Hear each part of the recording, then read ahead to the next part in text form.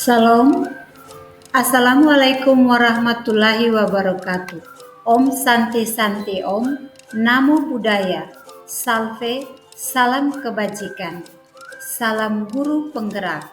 Pada kesempatan kali ini, saya Apolorinda Kaisan SPD, guru matematika pada SMA Negeri 1 Kalabahi, calon guru penggerak angkatan 10, akan memaparkan kesimpulan dan refleksi pemikiran Ki Hajar Dewantara pada tugas koneksi antar materi modul 1.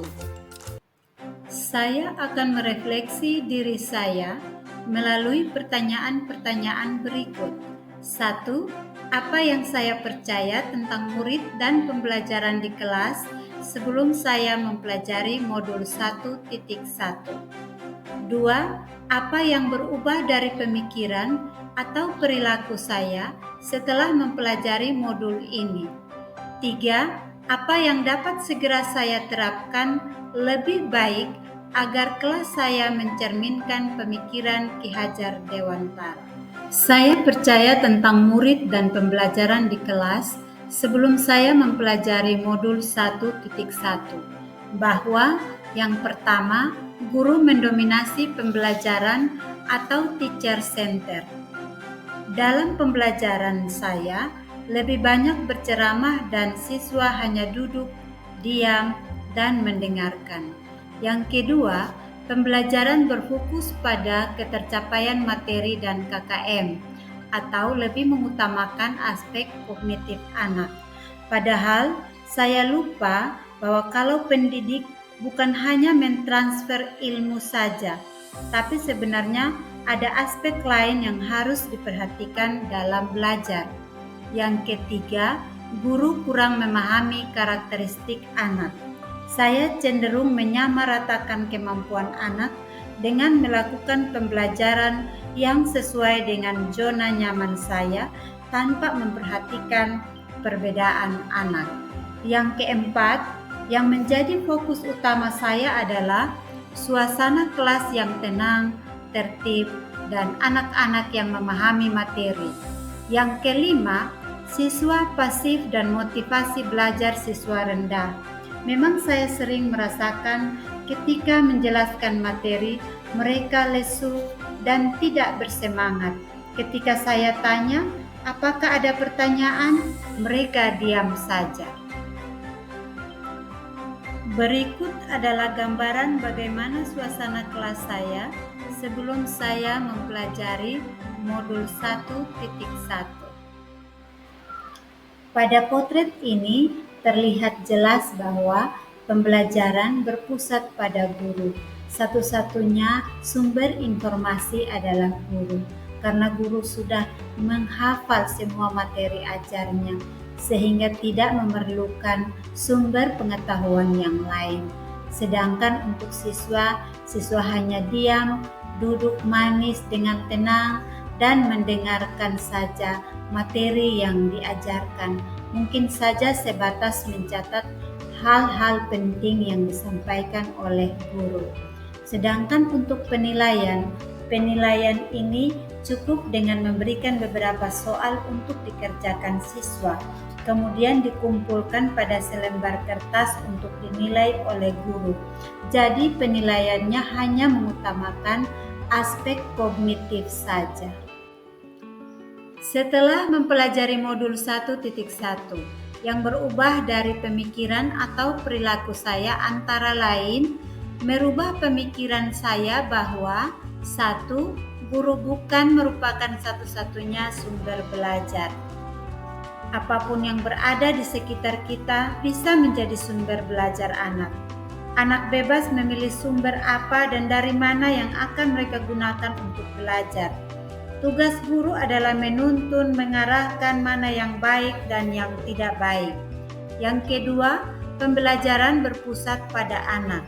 Melalui aktivitas pembelajaran yang berpusat pada anak akan menjadi lebih aktif karena terlibat dalam proses pembelajaran, sehingga mereka dapat mengkonstruksi pengetahuannya. Yang ketiga, menghargai setiap karakteristik belajar anak.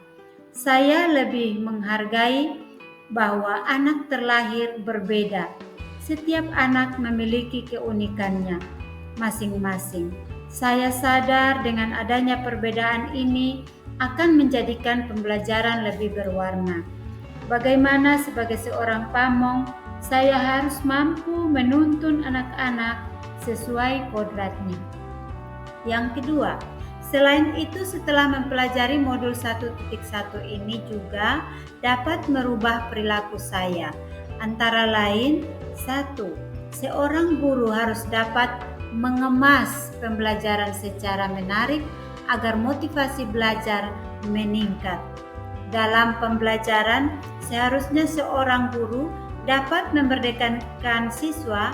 Salah satu contohnya adalah memberikan kebebasan kepada anak untuk menyelesaikan setiap tugas sesuai dengan minat, bakat, dan kreativitasnya masing-masing. Yang ketiga, sebagai seorang pendidik juga harus lebih cermat melihat bakat anak melalui observasi, wawancara, dan pendekatan personal agar kita lebih dekat dengan anak. Kemudian, agar kelas saya mencerminkan pemikiran Ki Hajar Dewantara, penerapan yang segera saya lakukan di kelas antara lain: 1. Merancang pembelajaran yang interaktif dan menyenangkan, sesuai dengan gaya belajar dan asesmen awal pembelajaran.